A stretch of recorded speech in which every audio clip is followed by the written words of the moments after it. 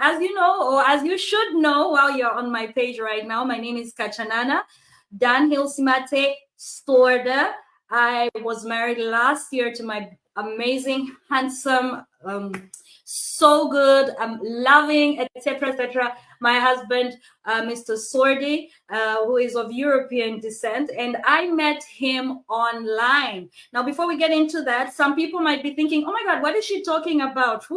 I don't know that part of her." Okay, so I'm a person who's got different seasons of life, and I flow with them according to what God has given me, and I just love it. I think God is so amazing, and how He just presents life to us can be quite an adventure if you give yourself to Him. So some of you may have encountered me through my music, because prior to all this, I used to do a lot of music. And before that, I was also on TV. I was a TV presenter. Some of you may have encountered me in my sadder times when I was an addict, and also the time that I was coming out of addiction, and just helping others as well, when I also was helping with counseling and all that. So all those are seasons of my life. It's not like I'm a chancer trying this and that and whatever. It's just a season of life. And one of the promises that I made with God is that wherever you save me, I will help your children as well. So when He saved me from addiction, actually this month I'm celebrating how many years? From 2018 to 20, this is what, 2018, 19, 20, 21, 22. 23. I'm celebrating 5 years sober. No, I mean, I do take alcohol, but I never get drunk. I mean, I don't get more than a bottle, and I don't smoke cigarettes or weed that I used to. So yeah, it was a promise that I made to God, that whatever things that you help me out of, I will also be a tool for you to use to help others. Hence the coming of Find Love Global, my business, Find Love Global, which was set up even before I got married. So you have to have a certain level of confidence in God that this is the man, because I've dated people before. I've never posted anyone online. So for me to post this man, it's because there was a bit of confidence in the kind of relationship we had. Not a bit, a lot. And where it was going and where it is now. Next month we'll be celebrating a year of our marriage, and contrary to what people about how the first year is supposed to be tough and rough, no, for us it has been beautiful. It has been a vacation. It has been amazing. It has been beautiful. Of course we have our struggles, but our love has been intact. We've had our fights, but they've not been fights that have been able to or try to dissuade us. And I think that's the kind of love we should all aspire to. I'm not saying I'm the best at this. I'm just saying I'm thankful for what God has given me, and I think that people should aspire to have a relationship, a marriage, all those kind of things that are so positive. Okay, so today I came over to speak to you about findloveglobal.com. Okay, and just explain to you what it is that I do. Okay, and in a nutshell, I help women find love internationally from all over the world. I'm helping a lot of women, and at the beginning when I started this, oh my God, it was crazy. I can see like about 230 people online right now, but before it was like I was selling drugs.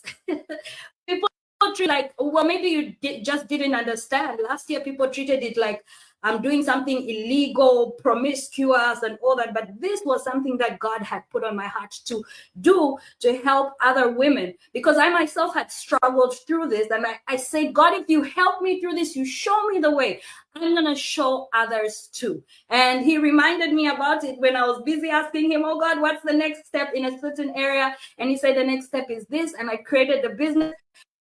A lot of backlash at the beginning. Those who know about it from last year, June, I received a lot of backlash. I still do, but now I think people have woken up to the fact that life is modern. People are meeting people online. I mean, you're getting jobs online. You're advertising your businesses online. Life has moved to online. And if you don't have an online presence, it's going to be very hard. Or you're just going to date in the same pool. I remember growing up in Northrise, there was just a certain group of young guys who we could date. And if those were not the guys that were available, I mean, imagine they just said you could only date in Northrise. You are doomed. these guys, and maybe they only want those type of girls. Because me, I was thin. I was very thin. So to compete with girls who have the big ass, big front and all that, it was very difficult, you know. So, you know, it's either you're just single, which I was for a long time because I was very skinny. I wasn't that fully developed. But if I was in a place where people appreciate slim ladies and stuff like that, then I would have increased my dating pool, right?